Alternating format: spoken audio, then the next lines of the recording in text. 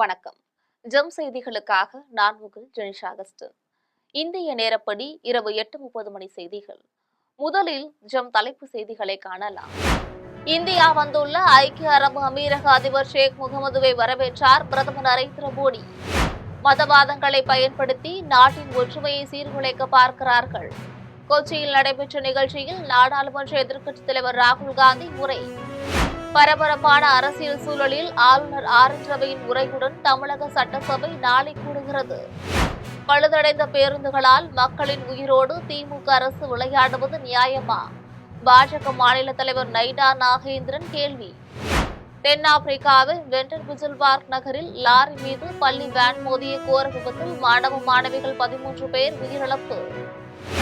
இனி விரிவான செய்திகளை காணலாம். இந்தியா வந்துள்ள ஐக்கிய அரபு அமீரக அதிபர் ஷேக் முகமதுவை பிரதமர் நரேந்திர மோடி விமான நிலையத்திற்கே நேரில் சென்று வரவேற்றார். தலைநகர் டெல்லி வந்துள்ள ஐக்கிய அரபு அமீரக அதிபர் ஷேக் முகமதுவை பிரதமர் நரேந்திர மோடி விமான நிலையத்திற்கே நேரில் சென்று வரவேற்றுள்ளார். அதன் பின்னர் அவருக்கு ராணுவ மரியாதை அளிக்கப்பட்டது. அதனைத் தொடர்ந்து ஷேக் முகமதுவை பிரதமர் நரேந்திர மோடி காரில் அழைத்துக் கொண்டு ஜனாதிபதி மாளிகை சென்றார். அங்கு ஜனாதிபதி திரௌபதி முர்முவை ஷேக் முகமது சந்திக்கிறார். இதன் பின்னர் பிரதமர் நரேந்திர மோடியும் ஷேக் முகமதுவும் இருநாட்டு உறவு, வர்த்தகம் உள்பட பல்வேறு விவகாரங்கள் குறித்து ஆலோசனை நடத்துகின்றனர். இதையடுத்து இந்திய பயணத்தை முடித்துக் கொண்டு ஐக்கிய அரபு அமீரக அதிபர் ஷேக் முகமது இன்றே இந்தியாவிலிருந்து புறப்பட்டு செல்கிறார்.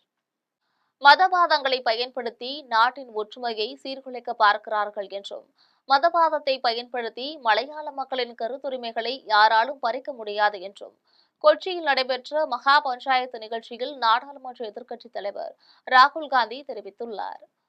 கேரள மாநிலத்தில் நடைபெற்று முடிந்த உள்ளாட்சி தேர்தலில் 6 மாநகராட்சிகளில் 4 மாநகராட்சியை காங்கிரஸ் கட்சி கைப்பற்றியது. இதேபோல உள்ளாட்சியில் அதிக இடங்களை காங்கிரஸ் கட்சி கைப்பற்றியது.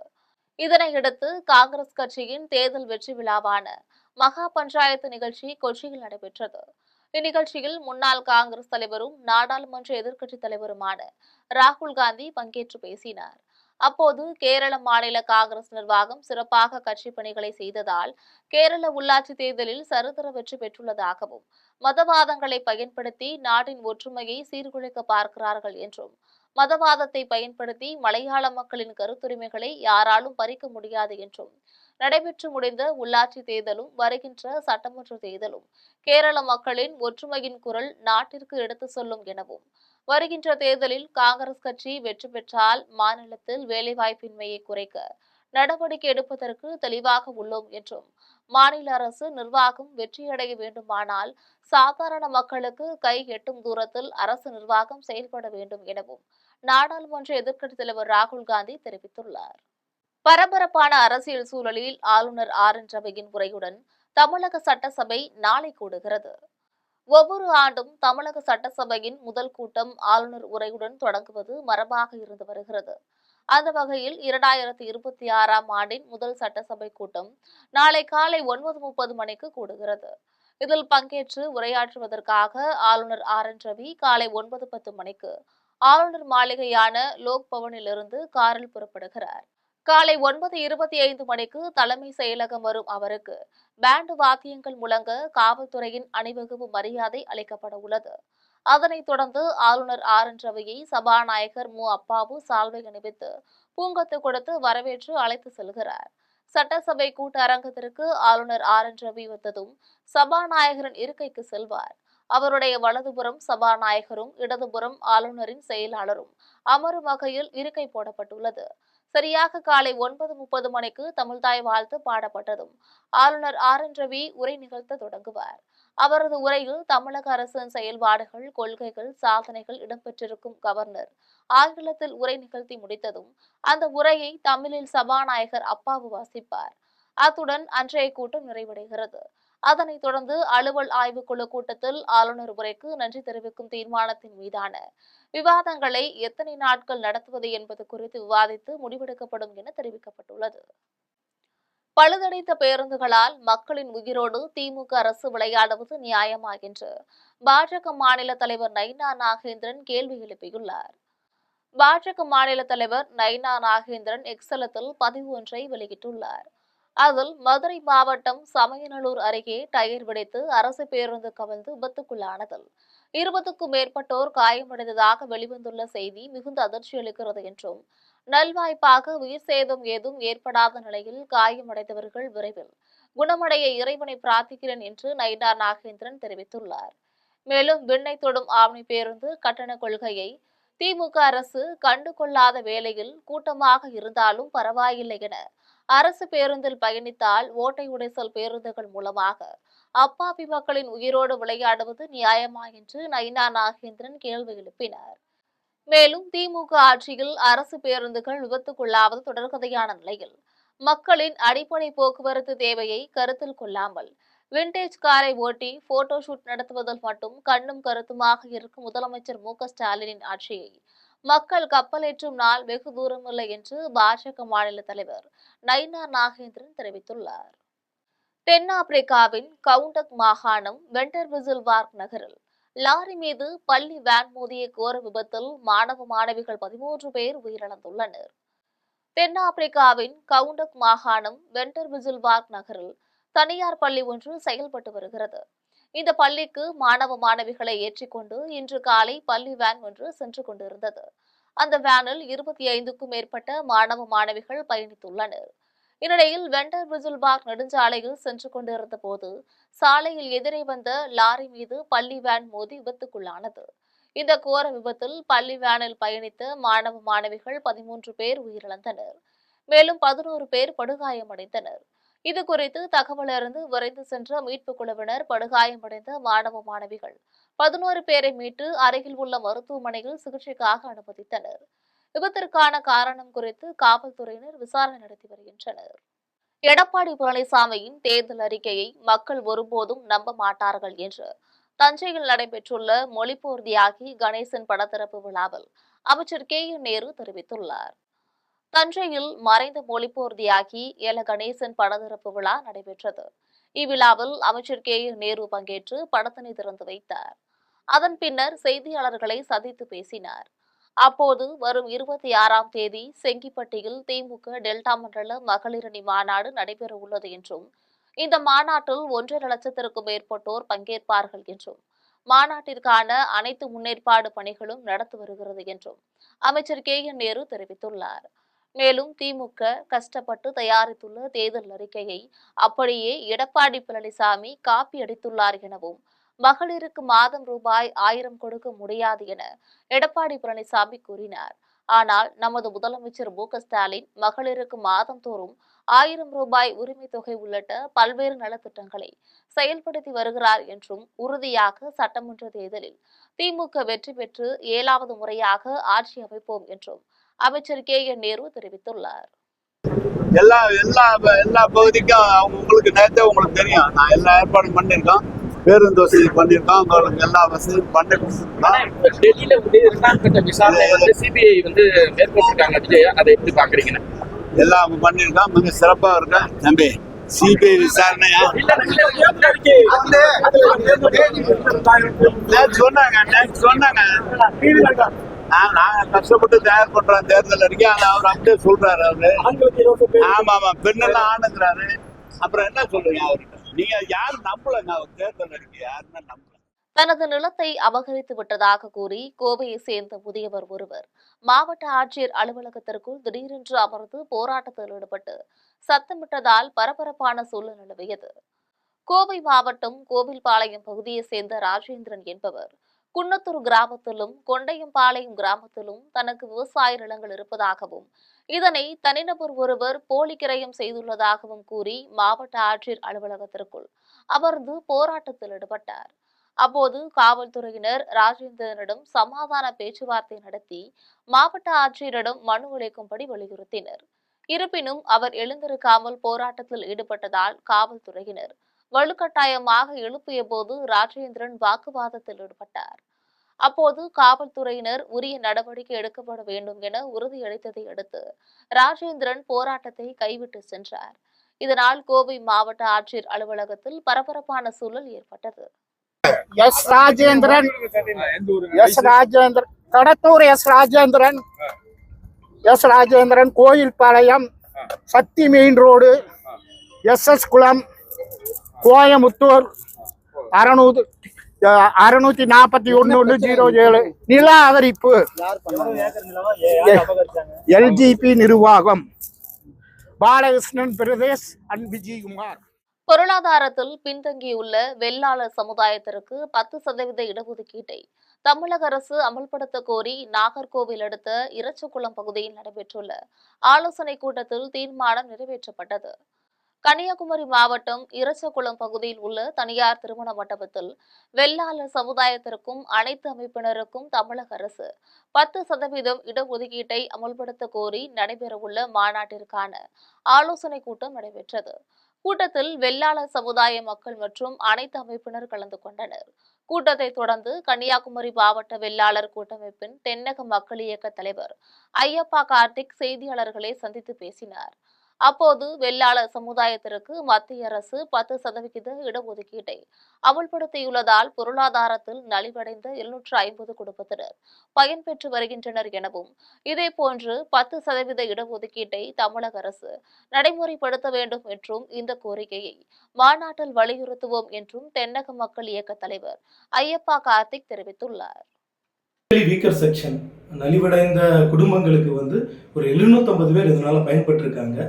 எங்களோட நோக்கம் அடுத்து இதை தமிழக அரசு கண்டிப்பா இதை அமல்படுத்த வேண்டும். ஏன்னா நிறைய ஸ்டேட்ல மாநில அரசு இடபிள்யூஎஸ் இம்ப்ளிமெண்ட் பண்ணிட்டாங்க. தமிழக அரசு மட்டும்தான் இன்னும் இம்ப்ளிமெண்ட் பண்ணாம வச்சிருக்காங்க.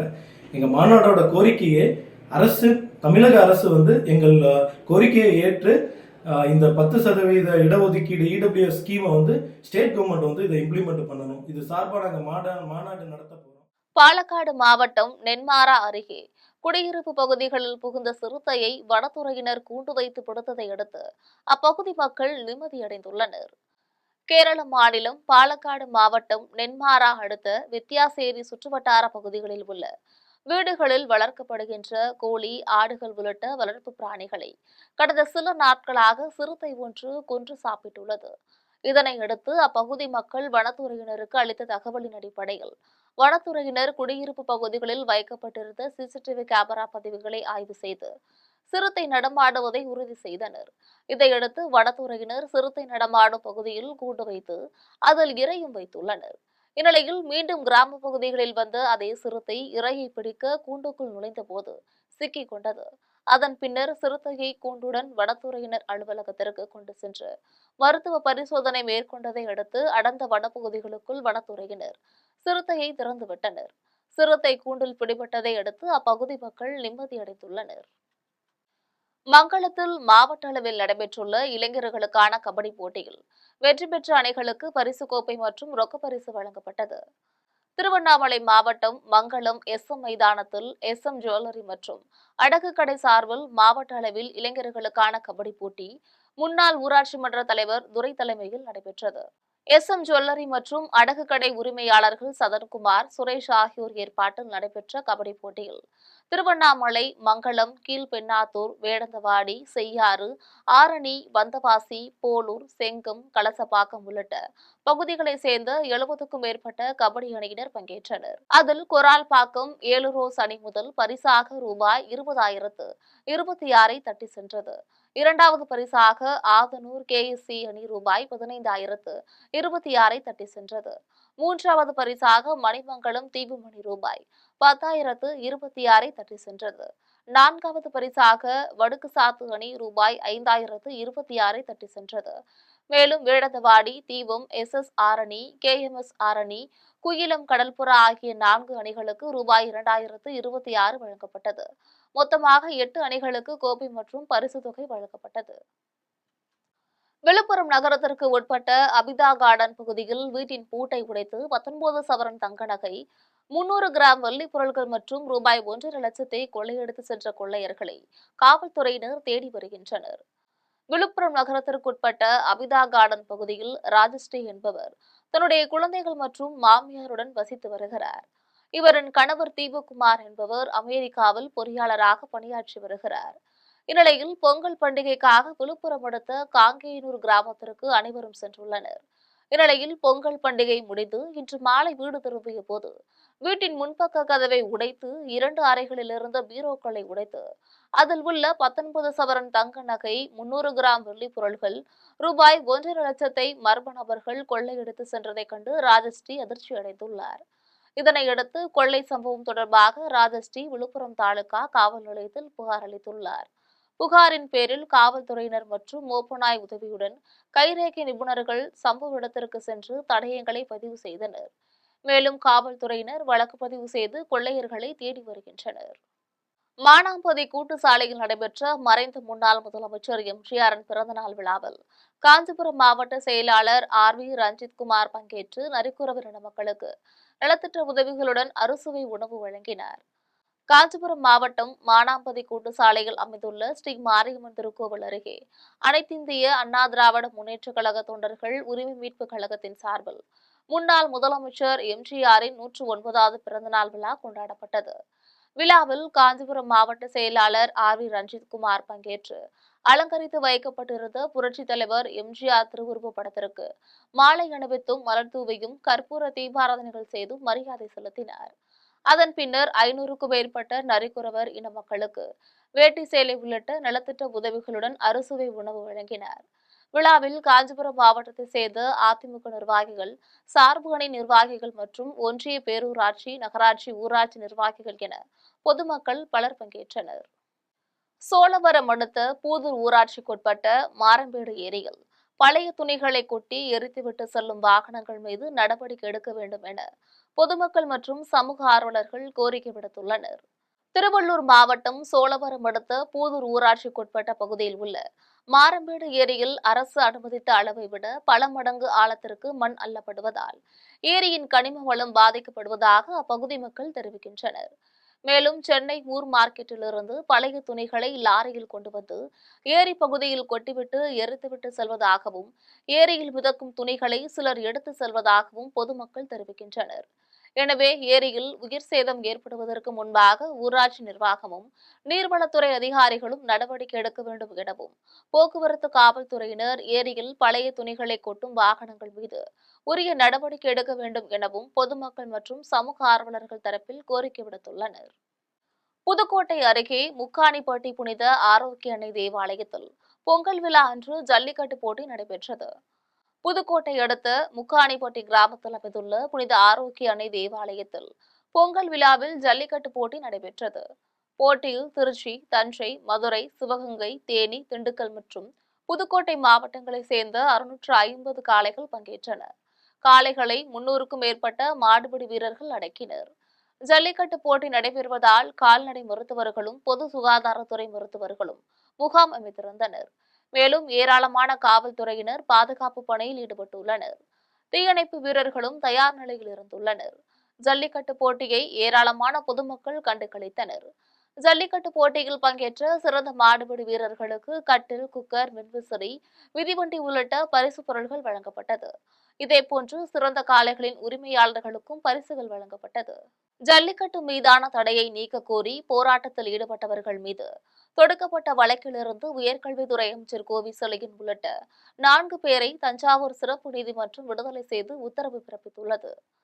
2017ஆம் ஆண்டு ஜனவரி 20ஆம் தேதி ஜல்லிக்கட்டு போட்டி தடைக்கு எதிராகவும் மத்திய, மாநில அரசுகளை கண்டித்து தமிழகம் முழுவதும் போராட்டம் நடைபெற்றது.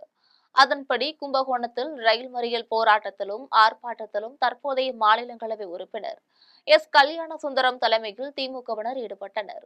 அப்போது உயர்கல்வித்துறை அமைச்சர் கோவிசெழியன், கல்யாண சுந்தரம், சட்டப்பேரவை உறுப்பினர் சாக்கோட்டை, அன்பழகன், கும்பகோணம் தற்போதைய துணை மேயர் தமிழழகன் உள்ளிட்டோர் மீது கும்பகோணம் மேற்கு காவல் நிலையத்தில் காவல்துறையினர் வழக்கு பதிவு செய்திருந்தனர். இந்நிலையில் நாடாளுமன்ற சட்டப்பேரவை உறுப்பினர்கள் மீதான வழக்குகளை விசாரிக்கும் தஞ்சாவூர் சிறப்பு நீதிமன்றத்தில் இது தொடர்பான வழக்கு விசாரணை நடைபெறுகிறது. விசாரணை இறுதியில் இன்று தீர்ப்பு வழங்கிய நீதிபதி அமைச்சர் கோவிசெழியன் உள்ளிட்ட 4 பேரையும் விடுதலை செய்து உத்தரவு பிறப்பித்தார். இதையடுத்து உயர்கல்வித்துறை அமைச்சர் கோவிசெழியனுக்கு திமுகவினர் சால்வை அணிவித்து வாழ்த்துக்களை தெரிவித்தனர். திருவொற்றியூரில் நடைபெற்ற பொங்கல் விழா கொண்டாட்டத்தில் பெண் வேடமிட்டு நடனமாடிய 7ஆம் வகுப்பு மாணவனை அனைவரும் பாராட்டி வருகின்றனர். திருவொற்றியூர் ராஜாக்கடை சிவகங்காபுரம் பகுதியில் ஆண்டுதோறும் பொங்கல் விழா கொண்டாட்டம் நடைபெறுவது வழக்கம். அதன்படி இந்த ஆண்டு சிவகங்காபுரம் கிராம இளைஞர்கள் பொங்கல் விழா கொண்டாட்டத்திற்கு ஏற்பாடு செய்திருந்தனர். விழாவில் பல்வேறு விளையாட்டுப் போட்டிகள், கோலப் போட்டிகள், உரியடி போட்டிகள் 4 நாட்களாக நடைபெற்றது. போட்டிகளில் சிறுவர்கள், பெரியவர்கள் பங்கேற்றனர். நிகழ்ச்சியில் திருவொற்றியூர் காவல் ஆய்வாளர் ரஜினேஷ், உலக கேரம் சாம்பியன் கீர்த்தனா மற்றும் நேஷனல் சாம்பியன்கள் கேரம் போர்டு பயிற்சியாளர் மற்றும் கிராம நிர்வாகிகள் கலந்து கொண்டு போட்டிகளில் வெற்றி பெற்றவர்களுக்கு பரிசுகளை வழங்கினர்.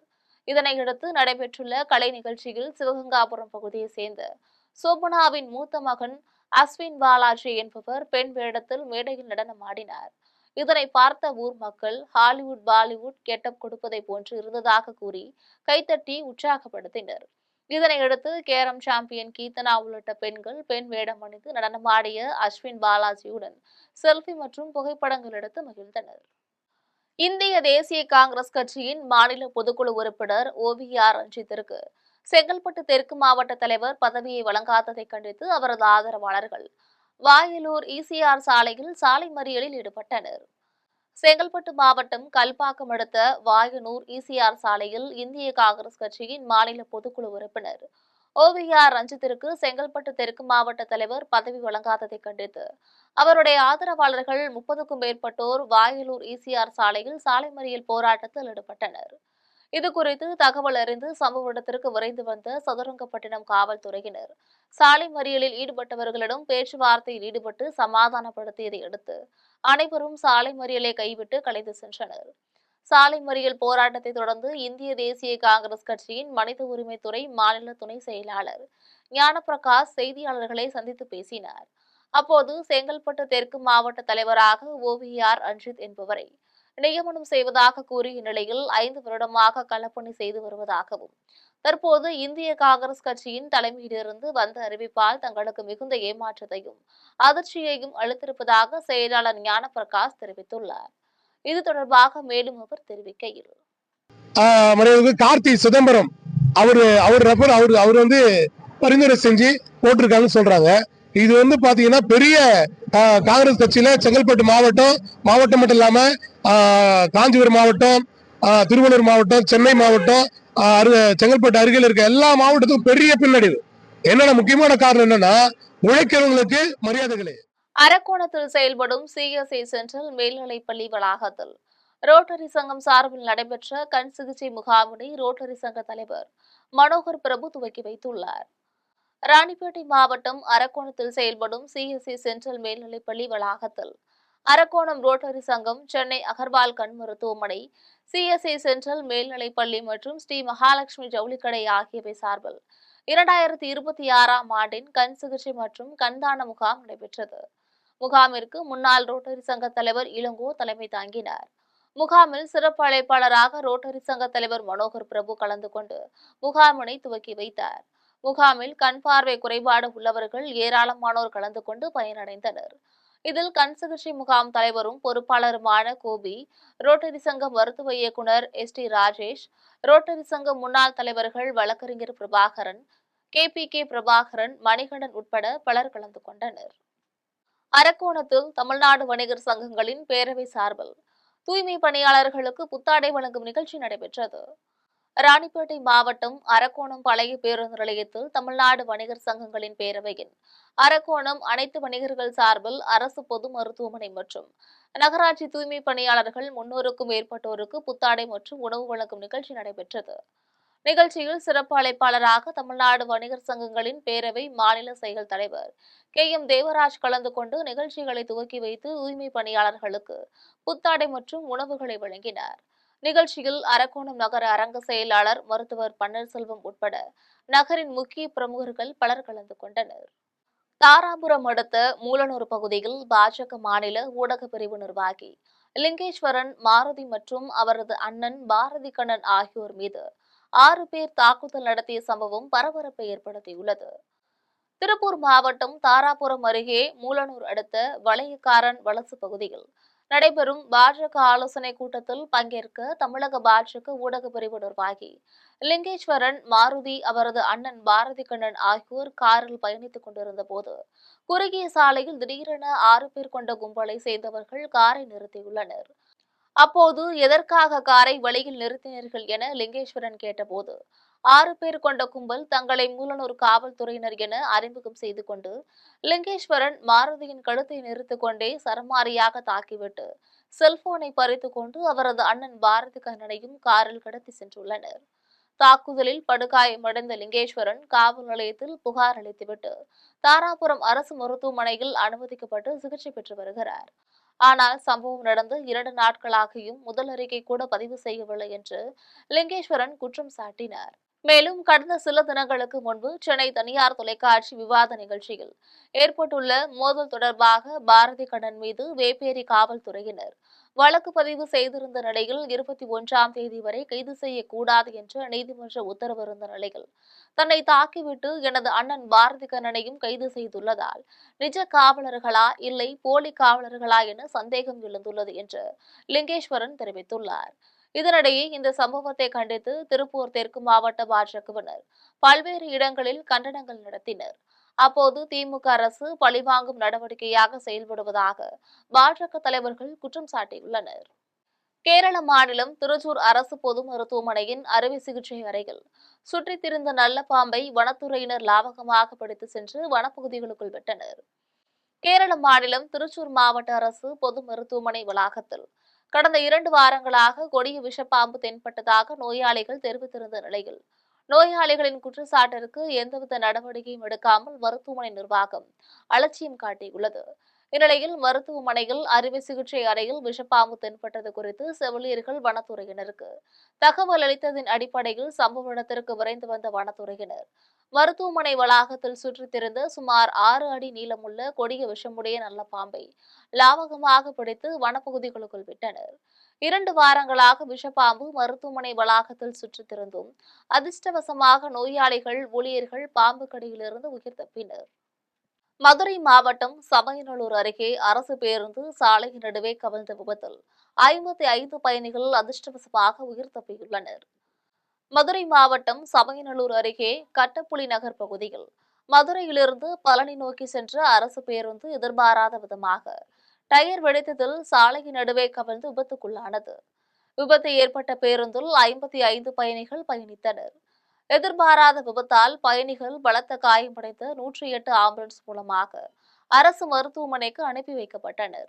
விபத்து குறித்து தகவல் அறிந்து வந்த காவல்துறையினர் மற்றும் பொதுமக்கள் சாலையின் நடுவே கவிழ்ந்து கிடந்த பேருந்து மற்றும் பயணிகளை மீட்கும் பணியில் ஈடுபட்டனர். விபத்து குறித்து சமயநல்லூர் காவல்துறையினர் விசாரணை மேற்கொண்டு வருகின்றனர். வேளச்சேரியில் ஆன்லைன் வர்த்தக டெலிவரி ஊழியரை சரமாரியாக வெட்டிவிட்டு தப்பித்து சென்ற மர்ம நபர்களை காவல்துறையினர் தேடி வருகின்றனர். சென்னை வேளச்சேரி லட்சுமி நகரை சேர்ந்த பார்த்திபன் என்பவர் ஆன்லைனில் காய்கறி விற்பனை செய்யும் நிறுவனத்தில் டெலிவரி பாயாக வேலை செய்து வருகிறார். இவர் குடிபோதையில் வேளச்சேரி ஏஎல் முதலித்தெரு வழியாக நடந்து சென்றுள்ளார். அப்போது இருசக்கர வாகனத்தில் வந்த 2 பேர் பார்த்திபனை வழிமறித்து கத்தியால் வெட்டிவிட்டு தப்பித்து சென்றனர். இந்த சம்பவம் குறித்து தகவல் அறிந்த வேளச்சேரி காவல் நிலைய ஆய்வாளர் ஜெயராம் தலைமையிலான காவல்துறையினர் சம்பவ இடத்திற்கு சென்று வெட்டுக்காயம்பட்ட பார்த்திபனை மீட்டு ஆம்புலன்ஸ் மூலமாக ராயப்பேட்டை அரசு மருத்துவமனைக்கு அனுப்பி வைத்தனர். மேலும் வழக்கு பதிவு செய்து விசாரணை மேற்கொண்டனர். ஆத்தூர் அருகே தலவாய்ப்பட்டி கிராமத்தில் அமைந்துள்ள ஸ்ரீ நிர்வாண தேசிக சன்னியாசி வரதராஜ பெருமாள் திருக்கோவிலில் தேரோட்ட திருவிழா வெகு விமரிசையாக நடைபெற்றது. சேலம் மாவட்டம் ஆத்தூர் அடுத்த தலவாய்ப்பட்டி கிராமத்தில் அமைந்துள்ள 100 ஆண்டுகள் பழமை வாய்ந்த ஸ்ரீ நிர்வாண தேசிக சன்னியாசி வரதராஜ பெருமாள் திருக்கோவிலில் ஆண்டுதோறும் தை அமாவாசையை முன்னிட்டு திருத்தேர் திருவிழா நடைபெறுவது வழக்கம். அதன்படி 2026ஆம் ஆண்டு தை அமாவாசையை முன்னிட்டு திருத்தேர் விழா நடைபெற்றது.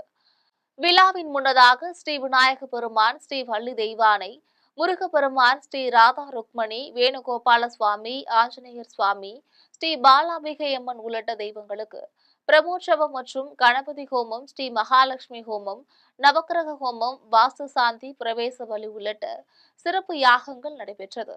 அதனைத் தொடர்ந்து அலங்கரிக்கப்பட்டுள்ள திருத்தேரில் ஸ்ரீ ராதா ருக்மணி சமேத வேணுகோபால் சுவாமி பக்தர்களுக்கு காட்சியளித்துள்ளார். அப்போது 1000க்கும் மேற்பட்டோர் தேரை வடம் பிடித்து இழுத்து சென்று நேர்த்திக்கடன் செலுத்தினர்.